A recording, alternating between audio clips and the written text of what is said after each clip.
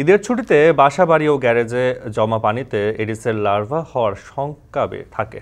এ সময় ডেঙ্গুর প্রকোপ বেড়েছে কিনা তা জানাতে রাজধানীর মুগ্ধা হাসপাতাল থেকে যোগ দিচ্ছেন সহকর্মী সিফাত শাহরিয়ার। সিফাত, হাসপাতালে ডেঙ্গু রোগী বাড়ছে কিনা, এছাড়া এই মৌসুমে ডেঙ্গু সংক্রমণ কতটা প্রাণঘাতী হতে পারে?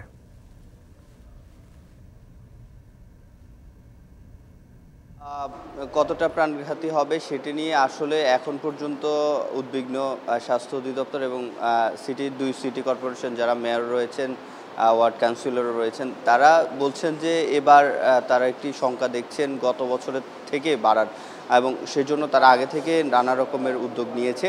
আমরা হাসপাতালগুলো একটু ঘুরে দেখতে চাই, যেহেতু এই ছুটি শেষ। গত 24 ঘন্টায় নাপি আপনাকে বলতে চাই যে 34 জন নতুন রোগী ভর্তি হয়েছেন সারা দেশে। আমরা এখন মুগ্ধা হাসপাতালে আছি।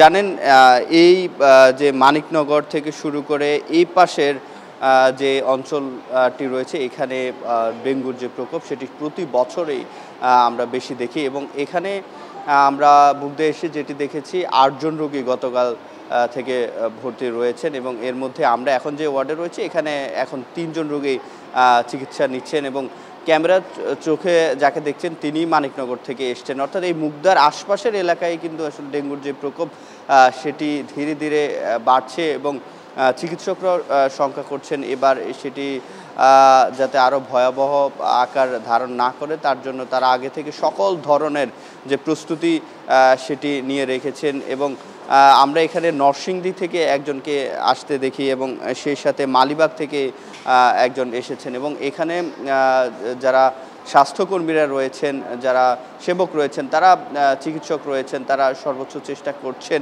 এবং যেহেতু ছুটি, ঈদের ছুটিতে ঢাকা ফাঁকা হয়ে যায়, এবং সেক্ষেত্রে আমরা গতকাল যেটি দেখি একটি ঝড়ো বৃষ্টির কালবৈশাখী ঝড় আমরা দেখতে পাই। এই সময় কিন্তু যে বৃষ্টি হয়েছে সেখানে ঢাকার নানা জায়গায় পানি জমে আছে, এবং যারা ঢাকায় ফিরেছেন তাদের সেগুলো পরিষ্কার রাখার জন্য আশপাশের ফুলের টব কিংবা ছাদের কার্নিশ কিংবা যেসব জায়গায় পানি জমে থাকে সেগুলো যাতে পরিষ্কার রাখা হয় সেজন্য চিকিৎসকরা পরামর্শ দিচ্ছেন। এবং এই বৃষ্টির পরে একটা সংখ্যা দেখা দিচ্ছে ডেঙ্গু আবার বাড়বে কিনা। যেটি বলছিলাম, এই বছর এখন পর্যন্ত 13 জন রোগী মারা গেছে, যদিও নাপি এখন পর্যন্ত সে ডেঙ্গুর যে প্রকোপ অর্থাৎ বর্ষাকালে ডেঙ্গু যে বাড়ার একটি আমরা দেখি সেটি কিন্তু এখনও আসেনি। তার আগেই রোগীরা ভর্তি হচ্ছেন, এবং বলছিলাম যেটি 34 জন, তার মধ্যে চট্টগ্রাম বিভাগে সবচেয়ে বেশি 15 জন, এবং ঢাকা মহানগরী সহ ঢাকা বিভাগে গত 24 ঘন্টায় 8 জন রোগী ভর্তি হয়েছেন। তো নাফি, এই ছিল আমার কাছে মুগ্ধা হাসপাতাল থেকে সবশেষ। রাজধানীর মুগ্ধা হাসপাতাল থেকে ডেঙ্গু পরিস্থিতির খবর জানাচ্ছিলেন সহকর্মী সিফাত শাহরিয়ার।